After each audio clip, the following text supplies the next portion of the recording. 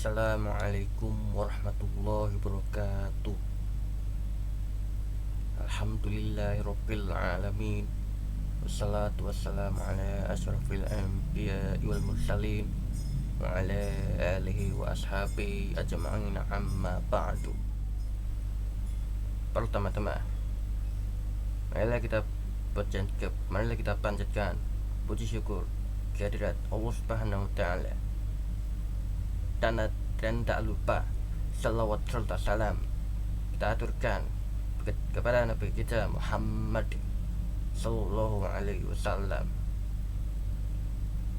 beserta keluarganya, beserta para sahabatnya, para tabi'in. Pada kesempatan kali ini kita akan membahas mengenai bekal untuk akhirat, dari lahir hingga meninggal, dari lahir hingga mati. Seorang pasti tahu bahwa yang menciptakan sesuatu itu hanyalah Allah, dan manusia itu bakal kembali kepadanya, seperti yang terdapat dengan dasar allazina iza asabathum musibatun qalu inna lillahi wa inna ilaihi raji'un. Di akhir kata itu, inna, sesungguhnya kami milik Allah dan kami akan kembali kepadanya. Untuk kembali kepadanya, seseorang membutuhkan bekal. Sebagaimana kalau mau pergi ke Bali, kalau mau pergi perjalanan jauh, pergi keluar kota, harus bawa bekal. Demikian pula kalau mau pergi ke sekolah, mau pergi ke kantor, harus bawa bekal juga.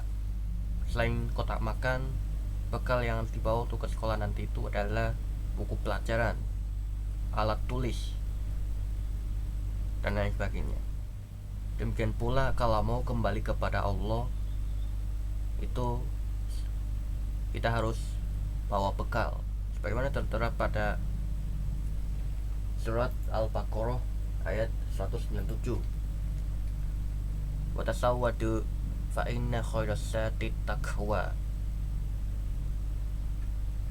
Berbekalah kalian, karena sesungguhnya sebaik-baik bekal adalah takwa. Tapi kebanyakan manusia itu lahir di dunia hanya untuk mengumpulkan harta dan anak-anak. Bayangin, manusia lahir ke dunia hanya untuk kumpulin harta, tapi demi menghindari kematian, dia harus menggunakan hartanya. Ledo kan? Qul innal mautal ladzi tafirruna minhu fa innahu mulaqikum tsumma turadduna ila alimil ghaibi wasyahadat. Kematian yang kamu lari itu tetap menemuimu. Maksudnya apa? Walaupun kamu berusaha mengelak, walaupun Anda berusaha untuk mengelak, kematian tetap menjemputmu. Walaupun kamu berada dalam benteng yang kokoh, kematian yang kamu lari ke darinya pasti akan menemuimu. Kamu kemudian akan dikembalikan kepada yang maha mengetahui, yang gaib dan yang nyata. Lalu dia beritakan kepadamu apa yang selama ini Anda kerjakan. Jadi buat apa Anda melarikan diri dari kematian dengan hartanya, anak-anaknya? Yawadul mujrimu law yaftadi min azabi yaumi idzin bipanih. Penjahat itu ingin menebus dirinya dari siksa hari itu bersama anak-anaknya. Yawadul mujrimu law yaftadi min azabi yaumi idzin bipanih wa sahibatihi wa akhihi wa fasilatihi allati tu'wih wa man fil ardi jami'an tsumma yunjih. Orang kafir ingin kalau sekiranya dia dapat menebus dirinya dari azab pada hari itu dengan anak-anaknya. Kok anak? Dan istrinya dan saudara-saudaranya dan kaum familinya yang melindunginya di dunia. Dan orang di atas bumi seluruhnya kemudian menganggap ketebusan itu dapat menyelamatkannya. Berarti kalau dia meninggal dalam keadaan berharta banyak, lalu hartanya itu bakal dibawa kemana? Bisa dibawa ke kuburan, bisa dibawa ke akhirat. Al-mal wal banun zinatul hayatid dunya. Harta dan anak-anak merupakan perhiasan kehidupan dunia. Jadi hanya perhiasan saja, tidak mungkin dibawa mati, tidak mungkin dibawa ke akhirat. Manusia dibangkitkan, kok harta itu nggak bisa dibangkitkan? Harta itu kan benda mati, sekali mati ya tetap mati. Sedangkan manusia itu hidup, kalau meninggal bakal dibangkitkan. Kan? Karena hartanya itu sekali mati tetap, sekali benda itu mati tetap mati, dan nggak bisa dibawa ke akhirat. Jadi buat apa seseorang itu mengumpulkan hartanya di dunia ini? Buat apa coba? Itulah pengalaman Planet Printanas. Nah, jadi harta jadi itu bekal yang harus dibawa untuk akhirat nanti itu adalah seperti yang telah saya bacakan barusan, yaitu takwa. Dan takwa tersebut itu sudah saya jelaskan pada pertemuan sebelumnya.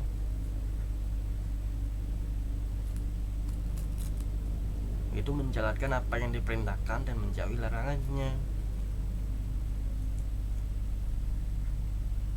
Melakukan sesuatu semata-mata hanya untuk Allah, hanya untuknya, dan meyakini bahwa kita itu pasti selalu diawasi olehnya. Kalau misalkan kita diawasi orang tua, kita bakalan takut melakukan sesuatu.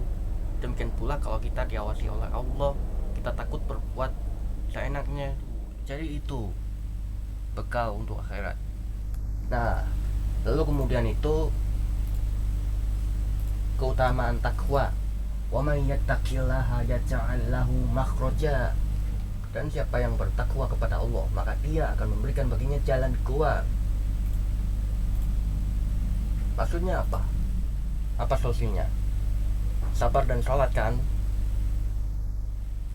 Jadi kalau orang gak sabaran, itu akan menimbulkan celah setan untuk memberikan saran kepadanya supaya lebih cepat, itu lebih baik. Padahal kan bertaubat itu harus segera, seiring tergesa-gesanya manusia dalam berbuat maksiat. Lalu ayat berikutnya, dan memberikan rezeki dari arah yang dia disangka-sangkanya. Terus diingatkan sekali lagi itu, rezeki, jodoh, kematian itu adalah takdir Allah, ketetapan Allah. Jadi kalau dia itu bekerja keras dengan cara mencuri, merampok, itu cara tercepat tapi tidak berkah. Sedangkan kalau bekerja keras itu cara terlama. Kita pletoin tuh rezeki dengan jodoh, mencuri dengan pacaran, sedangkan kerja keras dengan menikah.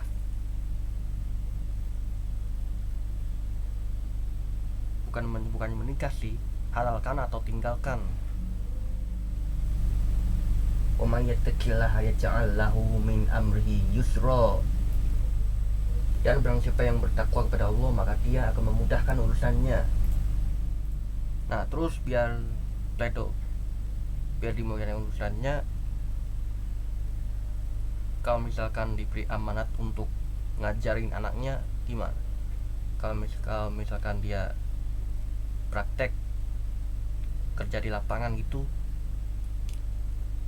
tidak ada cara lain selain sabar dan sholat. Apa itu sabar? Itu apa sabar? Kalau misalkan HP hilang, duit, doa, dan usaha, atau sabar dalam menghadapi sesuatu. Tidak hanya menerima hal yang baik, tapi juga menerima hal yang buruk.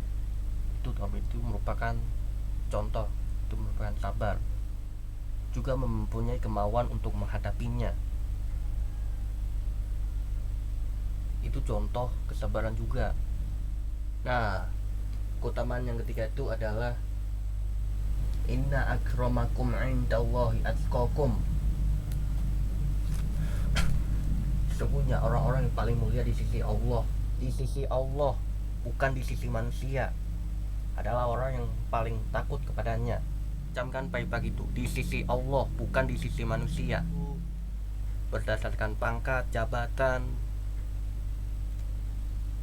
itu di sisi manusia. Kenapa gue dipialin adik kelas? Itu hasil OSN aku, OSN bidang matematika. Karena gue dikira pinter matematika. Itu di sisi manusia aja. Jadi takwa itu merupakan pengacara pada hari pengadilan nanti, pada hari perhitungan nanti. Takwa itu adalah pengacara untuk hari perhitungan nanti di akhirat kelak. Misalkan sedekah itu dapat menolak bala, takwa itu dapat menyelamatkan diri Anda dari siksa yang mempledokan. Faman sakulat mawazinuhu faulaika humul muflihun. Siapa sakulat yang berat timbangannya, mereka itulah orang yang beruntung. Jadi intinya, dunia itu milik Allah. Dunia itu milik Allah. Jadi seharusnya dia itu jangan bermain-main di hadapan Allah.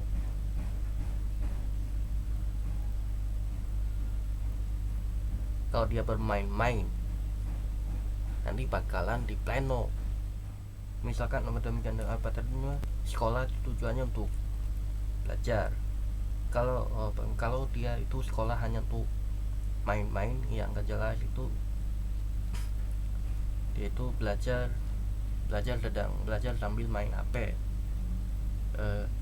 dia bakalan dikeluarkan oleh gurunya, dikeluarkan dari kelas karena dia itu belajar sambil main HP. Belajar atau main sih kan gile. Demikian pula dengan dunia itu milik Allah ciptakan kepadanya. Misalkan gue bikin planner ini tuh ininya, dan gue berharap ini itu dapat tunduk dan patuh kepada gue. Misalkan tuannya itu bikin mobil dan berharap agar mobil itu dapat bermanfaat untuk gue bikin mobil, gue berharap bahwa mobil itu dapat bermanfaat bagi gue. Demikian pula dengan Allah menciptakan manusia, dan Allah berharap bahwa manusia itu akan berguna untuk Allah.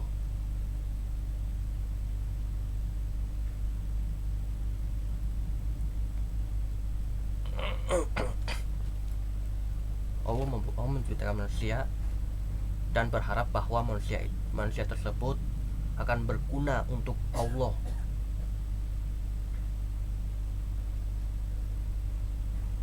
Maksudnya dia itu lahir hanya untuk Allah, lahir ke dunia hanya untuk Allah. Jadi kalau seandainya dia itu main-main,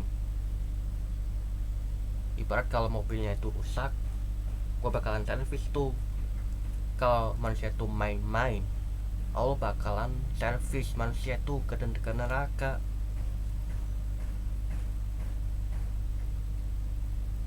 Kalau perlu Allah buang tuh mereka yang main-main ke neraka. Jadi itu aja kultum yang saya sampaikan, dan mudah-mudahan bermanfaat untuk teman-teman media dan Planet Kinder. Mohon maaf bila ada perkataan dan perbuatan yang kurang berkenan. Billahi taufiq wal hidayah. Assalamualaikum warahmatullahi wabarakatuh.